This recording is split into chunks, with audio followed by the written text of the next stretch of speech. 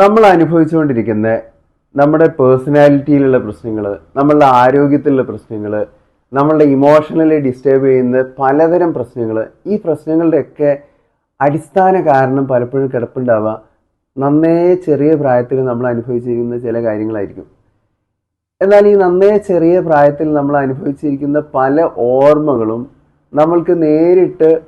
എത്തിപ്പെടാൻ പറ്റാത്ത അത്രയും മനസ്സിൻ്റെ അഗാധ തലത്തിൽ കിടക്കുന്ന ഓർമ്മകളായിരിക്കും. അപ്പോൾ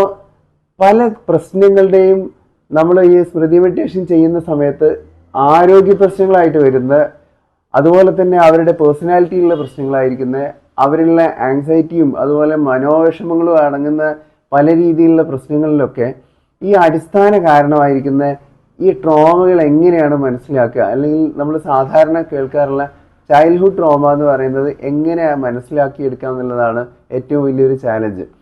സ്മൃതി മെഡിറ്റേഷനിൽ നമ്മൾ ചെയ്യുന്ന ഒരു കാര്യം എന്താണെന്ന് വെച്ചാൽ, ഒരു മെഡിറ്റേറ്റീവ് ഫേസിൽ ഈ വ്യക്തി എത്തുന്ന സമയത്ത് അവരുടെ എത്ര ചെറുപ്പം മുതലുള്ള മെമ്മറീസ് ആണോ അവർ സ്റ്റോർ ചെയ്യപ്പെട്ടത്, അവരുടെ ട്രോമാറ്റിക് മെമ്മറീസ് എവിടെയാണോ കിടപ്പുള്ളത്, അത്തരം പഴക്കമേറിയ മെമ്മറീസിലേക്ക് അവരെ കൊണ്ടുപോകാനും ആ മെമ്മറീസ് ഹീൽ ചെയ്യാനും ആ ഹീൽ ചെയ്ത മെമ്മറിയോട് കൂടി അവരെ തുടർന്ന് വളർന്ന് ലൈഫിൽ മുന്നോട്ട് പോകാനും പറ്റുന്ന രീതിയിലേക്ക് അവരെ കൊണ്ടുചെന്ന് എത്തിക്കുക എന്നുള്ളതാണ് സ്മൃതി മെഡിറ്റേഷൻ ചെയ്യുന്നത്. അതുകൊണ്ട് തന്നെ സ്മൃതി മെഡിറ്റേഷൻ്റെ ഒരു അനന്ത സാധ്യത എന്ന് പറയുന്നത്, എവിടെയാണോ നമ്മളുടെ ഒരു ഇമോഷണൽ ട്രോമ കിടപ്പുള്ളത് അത് ഐഡൻറ്റിഫൈ ചെയ്യാനും അത് പൂർണ്ണമായിട്ടും പരിഹരിച്ച് മുന്നോട്ട് പോകാനുള്ള ഒരു സാധ്യത തുറന്നു കിട്ടുക എന്നുള്ളതാണ് സ്മൃതി മെഡിറ്റേഷനിലൂടെ നമ്മൾ ചെയ്യുന്നത്. അതുകൊണ്ട്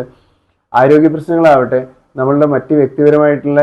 ഏതൊക്കെ രീതിയിലുള്ള ബ്ലോക്കുകളാണോ നമ്മളുടെ ലൈഫിൽ മുന്നോട്ട് കൊണ്ടുപോകാൻ തടസ്സപ്പെടുത്തുന്നത്, അത്തരം എല്ലാ പ്രശ്നങ്ങളെയും പരിഹരിക്കാൻ ഉതകുന്ന